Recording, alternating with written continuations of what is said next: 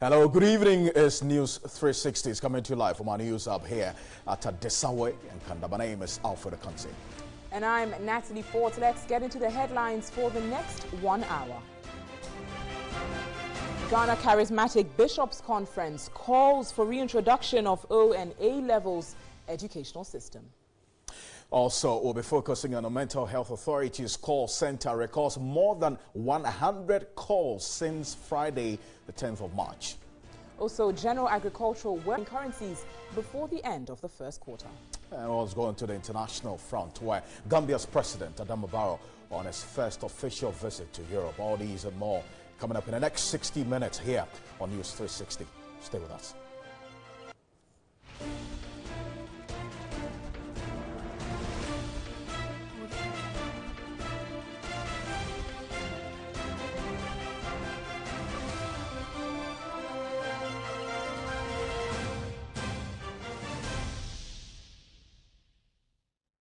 Now, the Ghana Charismatics Bishop Conference have made the call for O and A level to be reinstated into the educational system. So let's explore the O and A level system as against the WAEC and the BC system. Now, the O and A level system is 7 years for secondary education, which is 5 years O level and 2 years A level. The 5 years O level is made up of Form 4, Form 1, Form 2, 3, 4, up until Form 5, while the 2-year A level is made up of upper 6 and lower 6, which then prepares students for the A-level certificate. Now, the SHS system, however, is made up of 3 years high schooling, or in some cases, 4 years high schooling, which is a little bit shorter than the A and O-level system.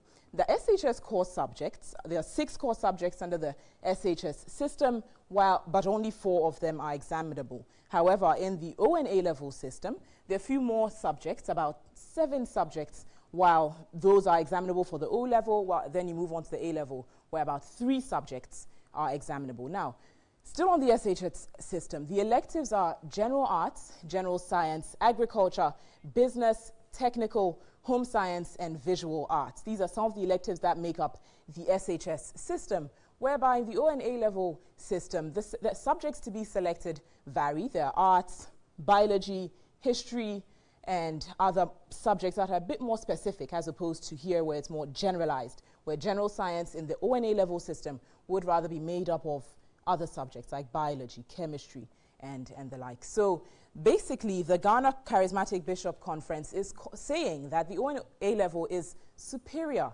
to the SHS system, and it churns out better students for the world of work. Well, Alfred. That's been subjected to a lot of debate, Natalie, and you have been through the O and A level system at the Ghana International School. Could you just walk us through your experience, just briefly, what you had the there? O and A level system, I would say, in my opinion, it's quite comprehensive. It's very detailed. As I was saying, a lot of things are not generalized. Instead of general science, it would be history, it would be chemistry.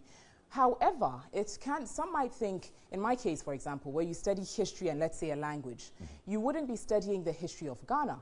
You'd be studying, let's say, the history. In my case, I say the history of Germany. You study about the Nazis. So you're not studying about Kwame Nkrumah, whereby the SHS system in languages. No, unfortunately, I didn't, unless it's your own personal reading. You're studying about Adolf Hitler. You know, and when it's a language you're not picking Chui, you're not picking Ga, you're picking French, you're picking Spanish. So the question, I think the main essence is, if we're doing that to our educational system, or if we decide to revert, are we growing our children, our students, in line with the total national building program? Very interesting there, Natalie. Thank you. Meanwhile, the head of communications at the Mental Health Authority, who doubles as the call center manager of the newly created Mental Health Call Center, Kweku Asenso-Brobe, says depression, relationship issues, and economic hardship are among key complaints recorded at the center. We have received over 100 calls. Most of these calls, it's more of it expresses economic hardship, amongst the populace. It's people who feel that they are lonely. The sense of community has not been there for them. People with, chronic diseases, who feel they cannot cope with. In fact, they see no end to their problem.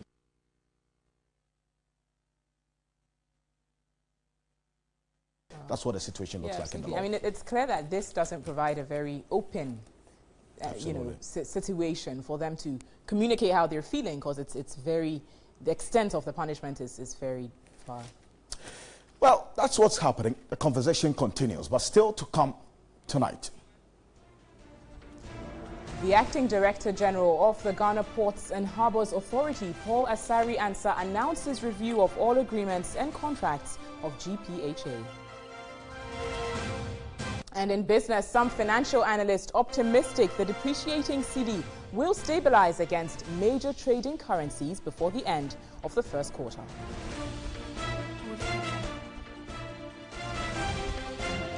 In international news, Gambia's President Adama Barrow on his first official visit to Europe.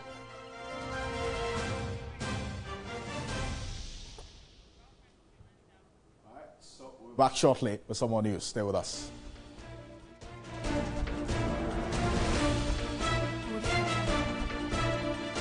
Welcome back now. The General Agricultural Workers Union, GAWO, has charged government to immediately halt. In other stories, the Acting Director General of the Ghana Ports and Harbours Authority, Paul Asari Ansah, has announced that all signed agreements and contracts for the authority would be reviewed with immediate effect. He added that all contracts purported not to protect the interest of the nation will be abrogated.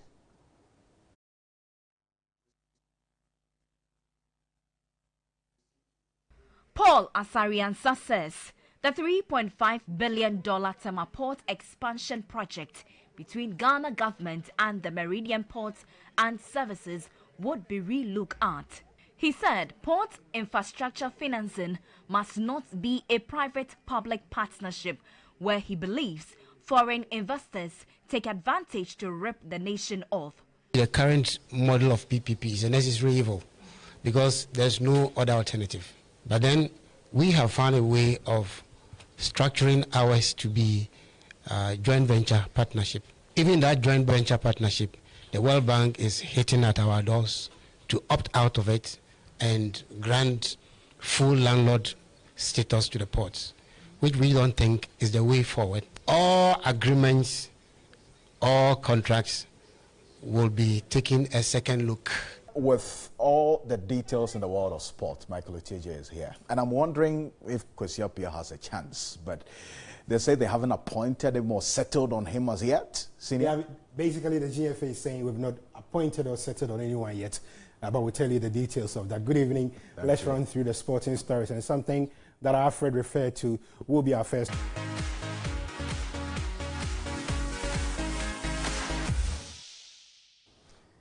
Welcome back to News 360. Time now for entertainment news. And Ghanaian musicologist and composer, Emeritus Professor Kwabena Nketia, is credited with so many thought-provoking compositions. Which of his songs are you familiar with? Well, the 95-year-old composer treated us to one of his most memorable creations, a song which he dedicated to disappointed suitors. In June 1921, Emeritus Professor Kwabena Nketia is considered Africa's premier musicologist. The living legend is the most published and best-known authority on African music. His interest and enthusiasm in music was hugely inspired by Ephraim Amu. The revered composer has since gone ahead to create several musical pieces, most of which have strong patriotic content. I wrote so many songs now, so it's difficult for me to point about. I write, I think at the end I'm in my future, the end of my future. Or some part, and I'm this man and so forth. Again, the 95-year-old is celebrated for eulogizing culture, traditions, and human relations with his music. I took the way our traditional people create music. They don't only talk about their countries and so forth. They talk about their relationships and so forth and so on. Once upon a time, Professor's friend and his tutor was disappointed and heartbroken after his marriage proposal was rejected. When he came back, he said, Kabla, we did everything, but the parents of the girl said, Enye nano nam ne mebano that my child is not the meat for and so they came back very disappointed. Guess what? After narrating his ordeal to Professor, the master composer wrote Menya Dempo na Yeye to console him. I also felt so disturbed that I wrote a song for him. Menya Dempo na Yeye, Menya Dempo na Yeye, kwa miye megime huanye, Menya Dempo na Yeye. Me kan sempo na kosi say, men kona sempo na kosi say, men kona masam bu. Kwame anumakure atebie nyaso kompompinya nipa nyina kwa ware menko wa bia obi anyeme and so forth. So I'm not beginning to express myself this way because I had learned the traditional way of composing music. The musicologist is of the view that a piece of music must be food for thought for society to reflect on. Any idea of the moral in Professor's Menya Dempo na Yeye? Just to make people aware of life. Things do not always go well, not the way around. Life is not just failure, it is also progress, and that you can succeed. You may find the one you want somewhere else. All right. Okay. No, yeah. So, Minyani Dempo na Yeye. Yeah. These songs, it's better than suicide. I mean, it just encourages you. The songs of old. It's true. The lyrics are very energetic. Absolutely. So, you can sing it at home. Minyani Dempo na Yeye. What should I do to you? What should I do? What did I do to you? No suicide. Yeah. Well, that brings us to the end of News 360 this evening from the News Hub here at Adesawe, Kanda. Remember, after this, news at 10 p.m. is simulcast on our sister station 3FM 92.7. Yes, so there's Do Not Love Me So Much right after this. My name is Alfred Okansi. And I'm Natalie Fort. Enjoy your evening.